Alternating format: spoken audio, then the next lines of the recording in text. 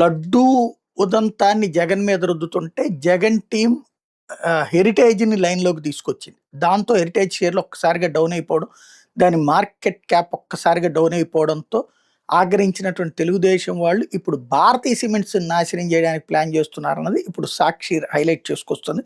భారతీయ cement కర్మాగారానికి అవసరమైన భూములను 2006లో సేకరించారు. ఎకరం రూ. 1,50,000 కొనుగోలు చేశారు.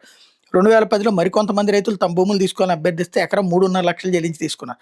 అంతకుముందు ఎకరం రూ. 1,50,000తో తీసుకున్న రైతులకు కూడా వాళ్ళు కోరకపోయినా అదనంగా 2 లక్షలు చెల్లించారు. అంటే ప్రతి ఒక్క రైతు భూమి ఎకరాకి 3.5 లక్షలు చెల్లించారనమాట. పరిశ్రమ పూర్తి 2009 నుంచి సిమెంట్ ఉత్పత్తి జరుగుతుంది. పరిశ్రమకు భూములు ఇచ్చి 120 మంది నిర్వాసితులకి ఉద్యోగాలు లభించాయి. ఉద్యోగాలు చేస్తున్న వాళ్ళు సంతోషంగా ఉన్నారు. నిర్వాసిత నుంచి ఎట్లాంటి సమస్య ఆందోళన లేదు. ఇప్పటివరకు ఎట్లాంటి ఇబ్బంది లేదు. కానీ కాలుష్యం పేరిట ఉద్యోగాల పేరిట తెలుగు తమ్ముళ్ళు ఇప్పుడు హడావిడి చేశారు.